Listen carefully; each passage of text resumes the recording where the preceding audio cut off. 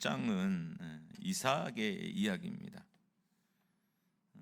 우리가 잘 아는 이삭은 믿음의 조상 아브라함의 아들이고요.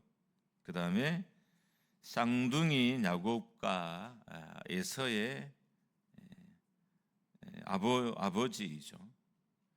근데 생각보다 이삭은 성경에 분량이 별로 이렇게 없어요.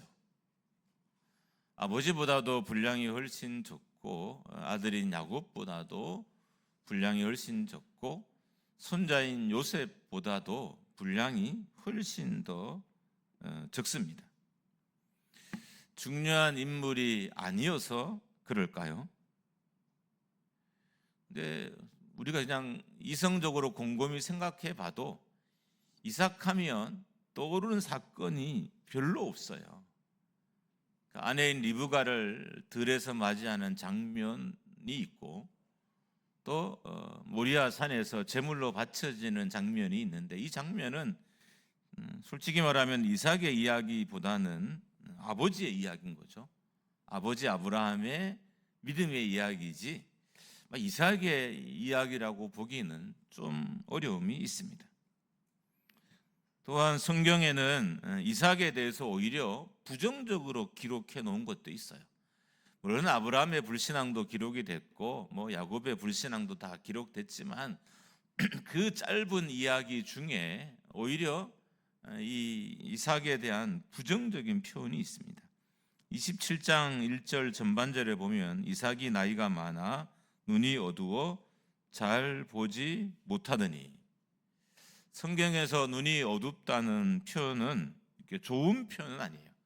대부분의 이런 표현은 영적인 것과 연관 지어져서 영적인 눈이 어두워진 것을 의미할 때가 많아요. 그렇게 해석한다면 이삭의 노년은 이삭이 영적으로 어두워져 있었을 수 있다는 그런 의미이기도 하잖아요. 그러니까 그렇게 보면 이삭의 이야기가 많지도 않은데 그 많지 않은 이야기 중에도 부정적인 이야기들이 있습니다. 이삭의 삶을 그냥 분량적으로만 가만히 생각해 보면 이런 마음이 들더라고요.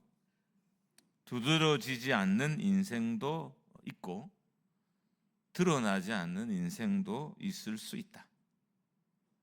그러나 아브라함, 이삭, 야곱, 요셉 중에 그 누구도 중요하지 않은 사람은 하나도 없다는 거예요.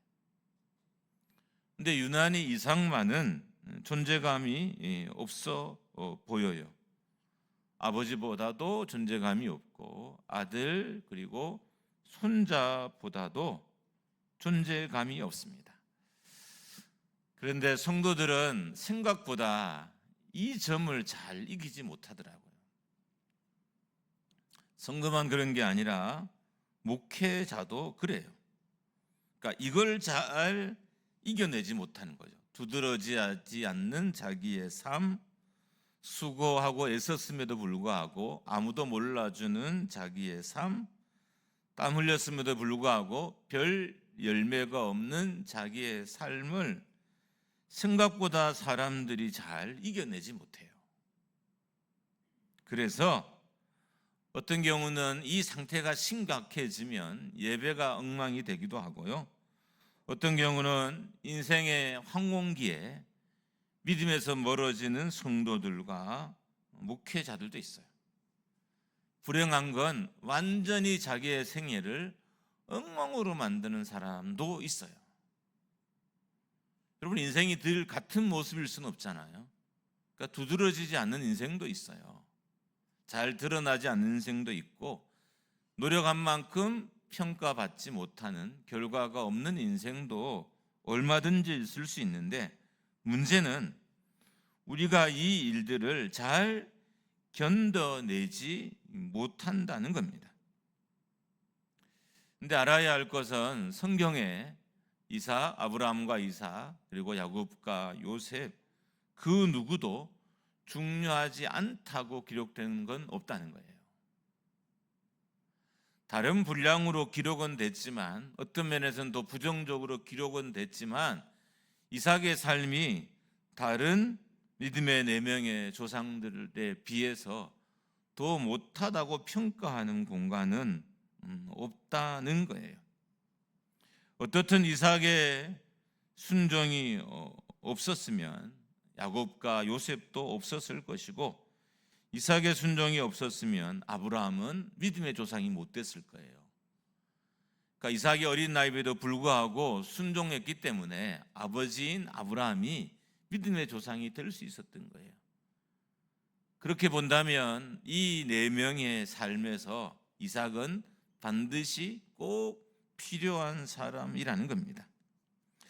그래서 여러분에게 권면하고 싶은 것이 있습니다. 비교하는데 인생의 에너지를 다 쏟아붓지 마십시오.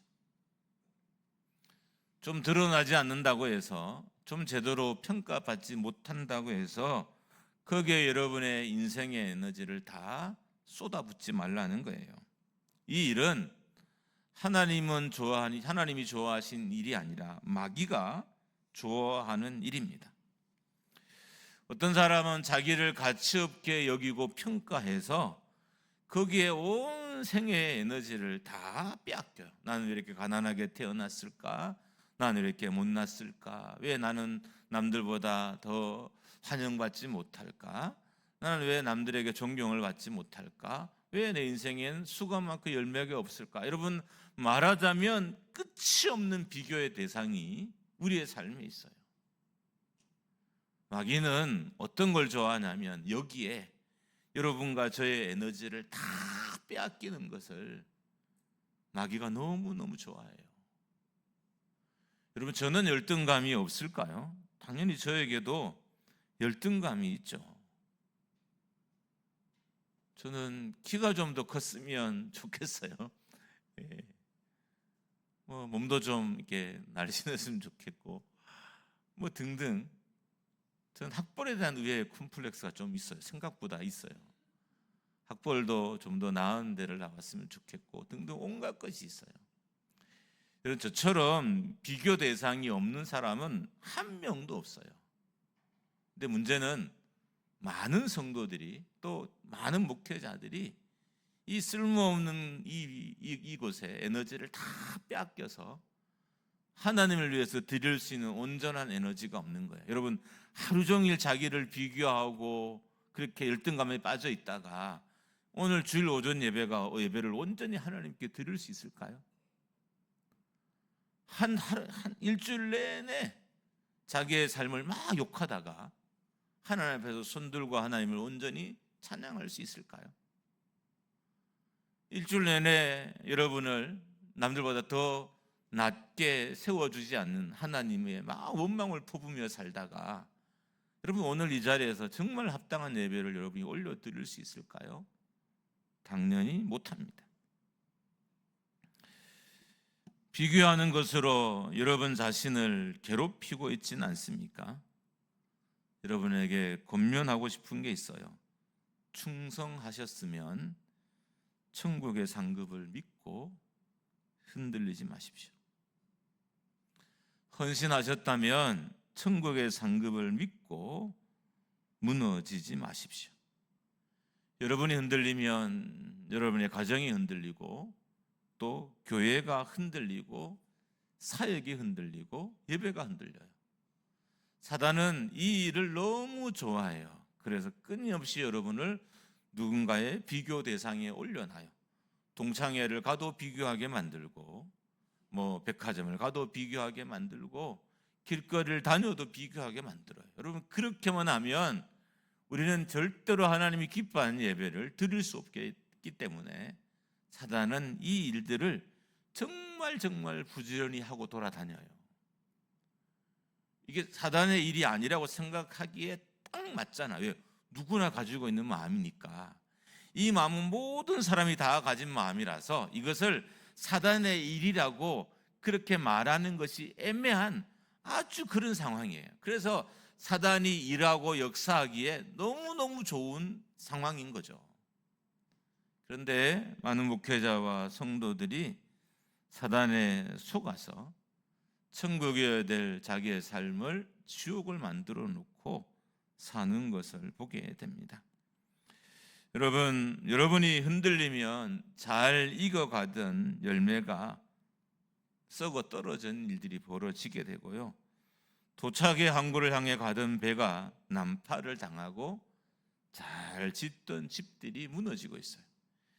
여러분 힘들고 남들보다 더 가난하게 살았지만 그래도 여러분의 집을 잘 지어오고 있었어요. 근데 어느 날 이런 마음이 사단을 여러분의 삶에 딱 던져줘요. 그랬더니 목회도 무너지고 삶도 무너지고 신앙도 무너져요.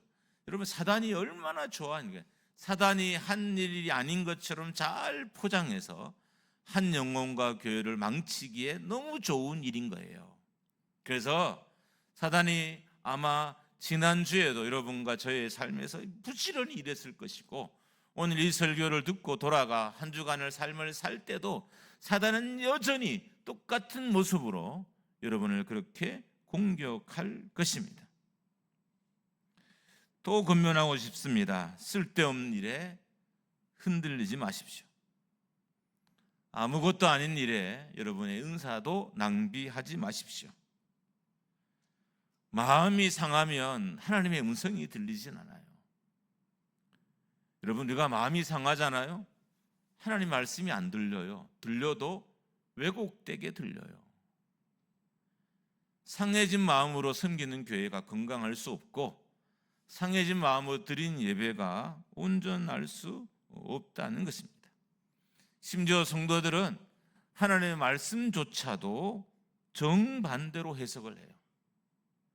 강단에 선포되는 말씀도 반대로 해석하지만 마음이 상하면 기록된 말씀조차도 읽으면서 정반대로 해석해요.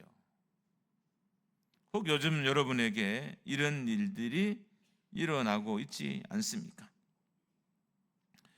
여러분 우리는 하나님의 자녀입니다. 우리는 구원받은 하나님의 백성입니다. 우리는 하나님과 영원히 살게 될 천국 백성이에요. 이 천국 백성이 열등감이나 자격지심, 피해의식, 박탈감, 질투, 자기 비하에 빠져 있다면 과연 이것은 바른 모습일까요? 성령의 전인 여러분과 저의 삶에 이것이 머물도록 여러분이 방치하시면 안 돼요. 자, 하나 이해해야 될 게 있어요. 잠깐 자리 잡을 수는 있지만 자리 잡기 하면 안 돼요. 잠깐 머물 수는 있지만 자리 잡지 못하도록 해야 돼요.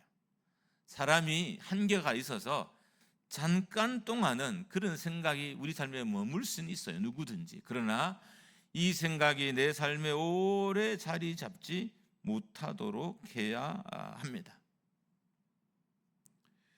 이제 오늘 말씀을 잘 보겠습니다. 오늘 본문을 보면 하나님은 이삭에게 애굽으로 내려가지 말고 그랄에 머물러 있으라라고 합니다. 근데 그랄은 블레셋 지역이에요. 이게 어떻게 되냐면 그랄은 이 당시 지리적으로는 가나안의 남서부에 있는 땅이지만 그 당시 실질적인 통치는 블레셋이 하고 있었어요. 그래서 이삭이 블레셋에 머물고 있을 때 블레셋의 왕인 아비멜렉을 거기에서 볼 수 있었던 거예요. 그런데 하나님이 이 이삭에게 어떤 명령을 내리냐면 떠나지 말고 그것에 머물러 있으라는 명령을 내립니다. 우리가 좀 이게 살펴야 될 게 하나님이 아브라함에게 내린 명령과 이삭에게 내린 명령과 야곱에게 내린 명령이 달라요. 그러니까 명령의 형태는 같아요. 문장의 구조는 같은데 그 명령의 실질적인 내용이 달라요. 하나님이 아브라함에게는 갈대아 우르를 떠나라는 명령을 했고 이 이삭에게는 그랄에 머물러 있으라는 명령을 했고 야곱에게는 베델로 돌아가라는 명령을 했어요.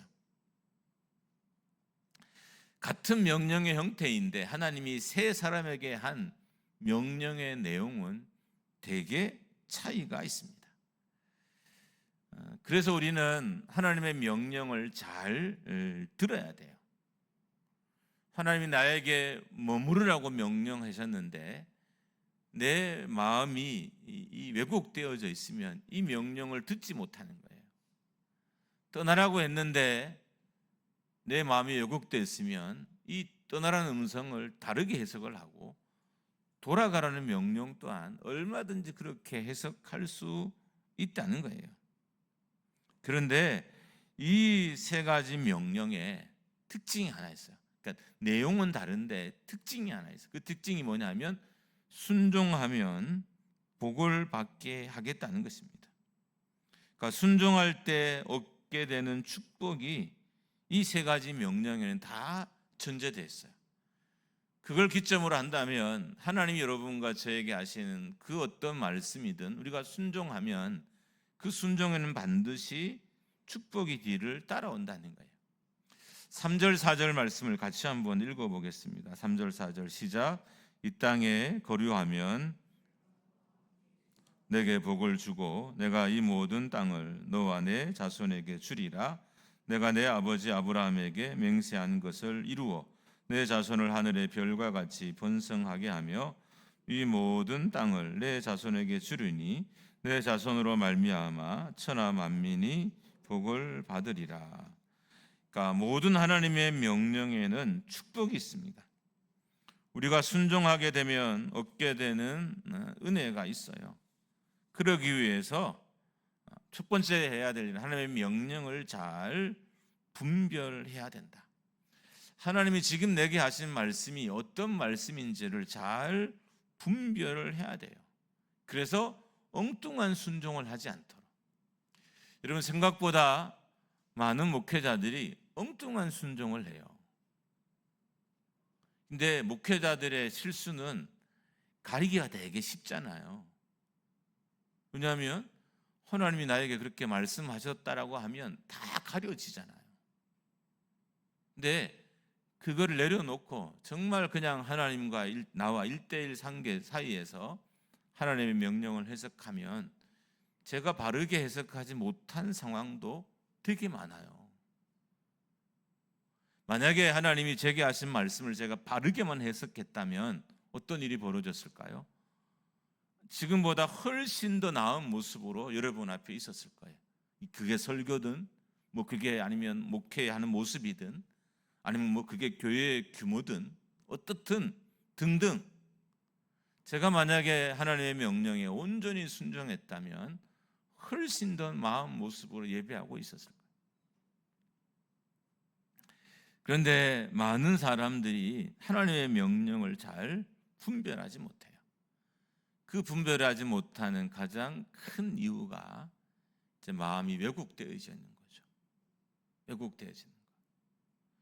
여러분, 우리의 마음이 왜곡되어 있으면 하나님의 음성을 듣기가 어려워요. 그러니까 제대로 못 들으니까 결국 하나님의 음성이 아닌 다른 음성을 듣게 되는 거죠. 그리고 그 다른 음성을 하나님의 음성을 하고 얼마든지 오해할 수 있는 멋진 이게 것들이, 포장할 수 있는 것들이 신앙 안에는 너무 많은 거예요. 여러분, 제가 하나님의 음성을 순종하지 못했어요. 이걸 믿음으로 포장하기에 얼마나 좋은 것들이 많아요. 그래서 목회자들도 정말 하나님 마음에 온전히 순종한 일들이 생각보다 많지 않을 수 있다. 성도도 마찬가지예요.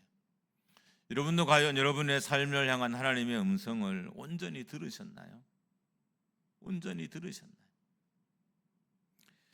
제가 말씀드리고 싶은 요지들이 이제 서서히 이렇게 좀 등장을 합니다. 우리 5절 말씀을 한번 같이 읽어보겠습니다. 5절 시작. 이는 아브라함이 내 말을 순종하고 내 명령과 내 계명과 내 율례와 내 법도를 지켰음이라 하시니라. 그러니까 이게 어떤 의미냐 하면 하나님이 이삭에게 큰 복을 내리셔요. 근데 이삭이 복을 받는 원인이 아브라함의 순종 때문이라는 거예요. 아브라함이 바로 순종해서 그 복을 받은 대상이 누구냐면 이삭이라는 거예요. 이삭. 그러니까 이삭이 누렸던 복은 아브라함의 순종의 삶에서 나온 거예요. 제가 이 이야기를 꼭 여러분에게 하고 싶었어요. 한번 따라하겠습니다. 이삭의 복은 아브라함이다. 할렐루야. 왜 이삭이 복을 누렸느냐? 이삭도 하나님께 순종했어요. 그런데 이삭이 복을 누린 건 아브라함의 순종 때문이라는 거예요. 아브라함이 하나님의 명령을 순종하고 계명과 율례와 율법을, 법도를 지켰기 때문에 하나님이 이삭에게 복을 주셨던 것입니다. 창세기 12장 2절을 보면 좀 더 선명해집니다. 같이 한번 읽습니다. 시작. 내가 너로 큰 민족을 이루고 내게 복을 주어 내 이름을 창대하게 하리니 너는 복이 될지라. 하나님은 아브라함에게 복이 되라고, 복의 근원이 되라고 하셨어요. 그러니까 하나님의 축복대로 아브라함은 복의 근원이 된 거죠. 근데 아브라함이 복의 근원이 된 이유는 하나님의 명령에 순종했기 때문인 거죠. 그 순종이 했기 때문에 아브라함은 이삭의 복이었던 거예요. 여러분, 열심히 온전히 하나님께 순종하는 우리의 삶은 자녀들에게 복이 되는 삶이에요.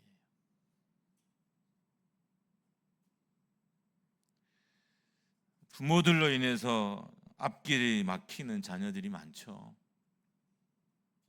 저도 그게 가장 늘 부모로서 마음이 힘들어요.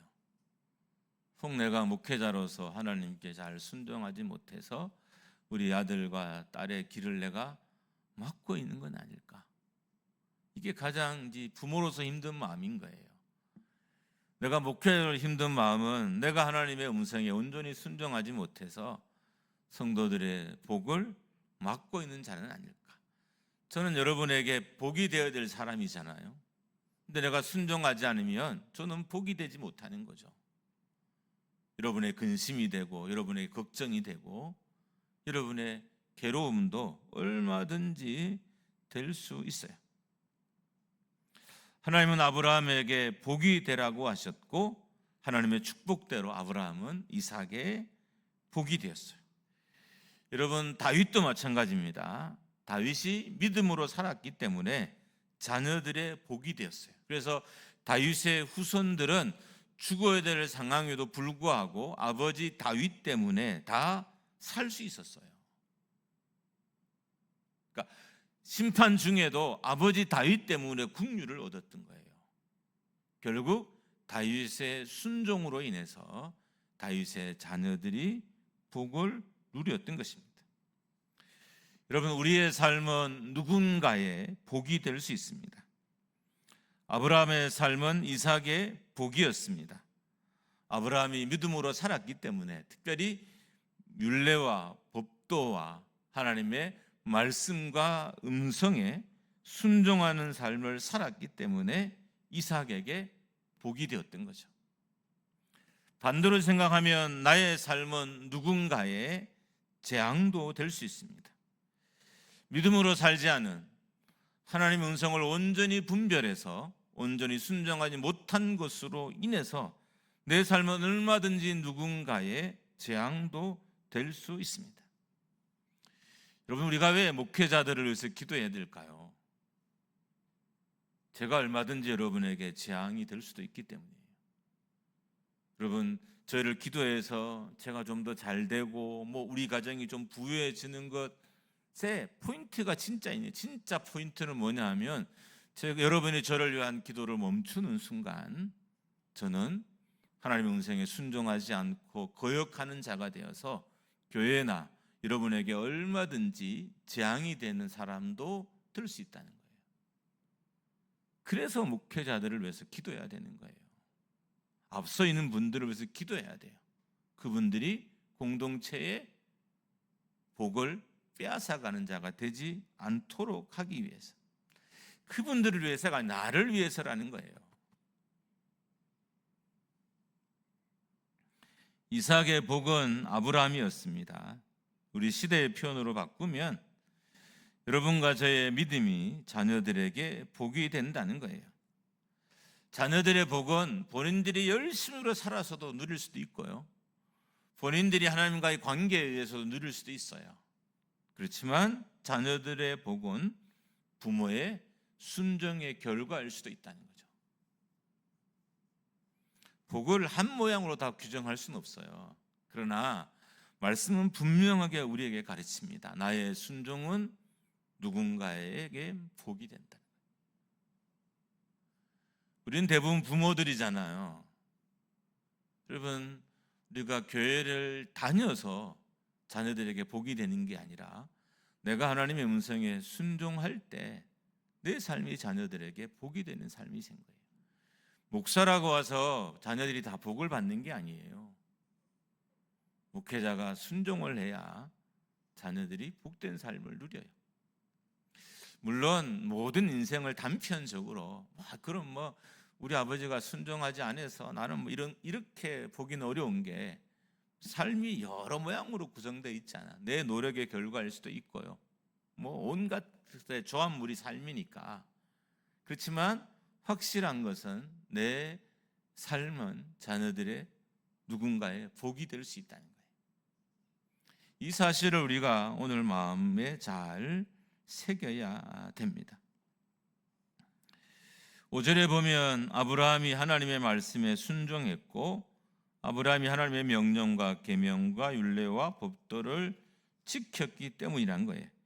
이 말은 하나님의 입에서 나오는 모든 말씀을 지켰다는 의미입니다.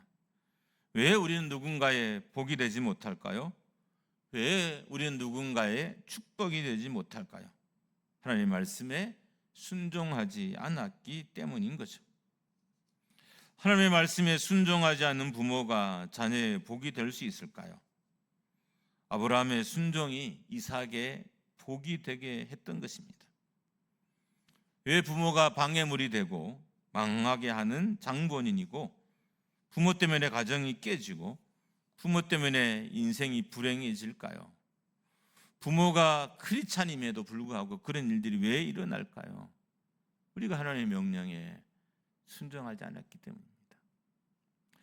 저는 오늘 이 말씀을 누군가의 잘못을 따지려고 준비한 게 아니에요. 이 말씀을 여러분이 지금 잘못됐으니까 회개하십시오 이렇게 준비한 것도 아니에요.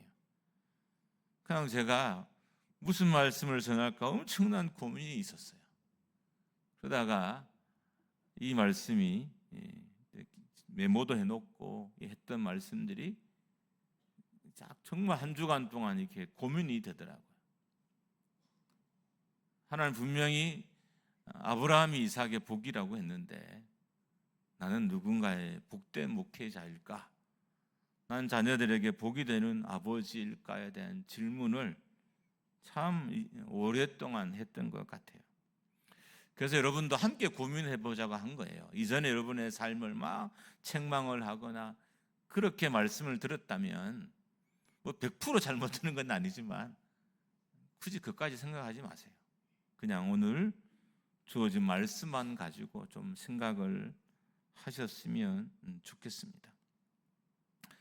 불순종의 자리에서 재앙과 저주가 싹이 트고 징계와 심판이 싹이 틉니다. 순종의 자리에서 축복과 은혜가 싹이 틉니다. 아브라함이 이삭의 복이라는 문장을 다른 관점에서 제가 좀 적용해 봤는데, 그러면 남편도 아내의 복이 될 수 있고 아내도 남편의 복이 될 수 있다는 거예요. 옆 사람과 인사하겠습니다.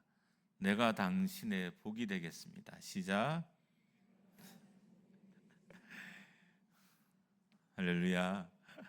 우리가 그렇게 되기를 주님의 이름으로 축복합니다. 여러분 지금 복과 함께 여러분의 자리에 앉아 있는 거예요.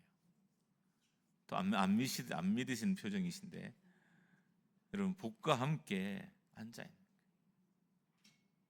나는 누군가의 복이 될 수 있습니다. 언제요? 내가 하나님의 말씀에 순종할 때.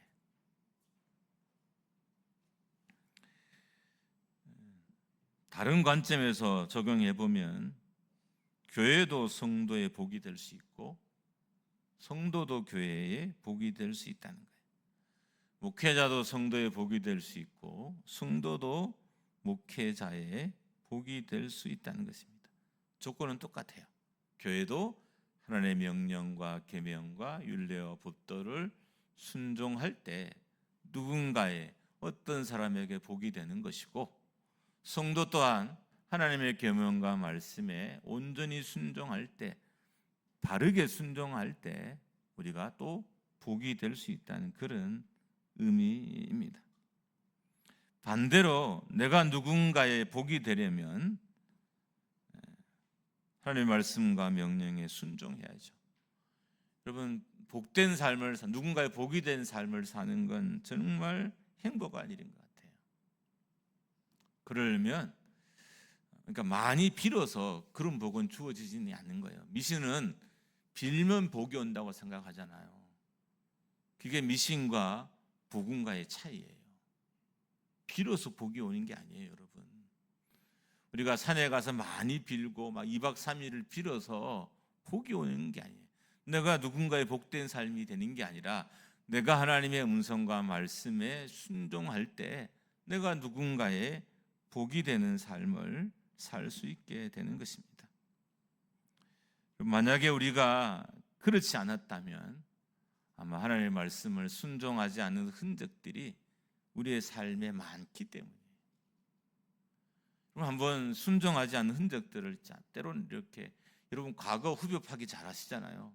한 번쯤 끄집어내보세요. 내가 언제 순종하지 않았구나. 내가 이때 하나님 이렇게 말씀하셨는데 내가 순종하지 않았구나. 이게 하나님 그때 뜻이었는데 내가 순종을 제대로 못해서 라고 한 번쯤은 여러분의 과거의 흔적들을 한번 파내 보십시오. 그런 시간도 좀 필요합니다. 이제 말씀을 마무리하려고 합니다. 세상 사람들은 복을 바라고 빕니다. 세상 사람들은 복을 바라고 물질도 바칩니다. 기독교의 복은 그렇게 해서 주어지는 게 아니라 우리가 하나님의 명령에 순종할 때 우리에게 주어지는 것입니다. 만약에 빌어서 받는 복이었다면 대한민국은 엄청나게 복된 나라가 됐을 거예요. 빌어서 받는. 전 세계가 다 그래야 되죠. 왜요? 우상이 막 어깨가 매력이 되는 나라들도 널렸으니까. 근데 그렇게 많은 우상을 숨겨도 그게 복이 되진 않죠. 우상이 복이라는 건 아니에요. 그러니까 빌어서 받는 게 복은 아니에요. 성경적인 복은 여러분과 제가 하나님의 계명과 말씀에 순종하는 거죠. 여러분, 우리 교회 안에 하나님이 기뻐하는 순종이 있기를 주님의 이름으로 축원합니다. 할렐루야. 우리가 순종을 할 때 자꾸 해석을 해요. 또 하나님 목사님이 또 무슨 마음을 가지고 순종하게 하게 이렇게 해석하지 마세요, 여러분. 앞으로는 여러분이 말씀을 잘 들으려면 그 말씀에 누군가의 의도가 있다는 생각은 빼셔야 돼요. 빼고 정말 자기 마음에 순전하게 적용시켜야 돼요. 그리고 그 길을 따라가다 보다 보면 선포된 말씀이 어느 순간 내 삶에 고스란히 녹아있는 순간이 올 거예요. 그럼 우리의 노년이 그래야 되지 않을까요? 선포된 말씀이 녹아있는 삶이 정말 복된 삶이 아닐까요? 그때 공허가 그렇게 많을까요? 저는 공허가 크게 없을 거라 생각해요. 그때는 인생의 공허가 그렇게 많지 않을 거예요. 그런 삶의 흔적으로 산다면 여러분과 제가 그렇게 살았으면 좋겠습니다. 우리 교회가 각자가 하나님 하시는 음성을 잘 듣고 또 그 음성에 순종하고 그래서 누군가에게 복이 되는 그런 재단이 되기를 주님의 이름으로 축원합니다.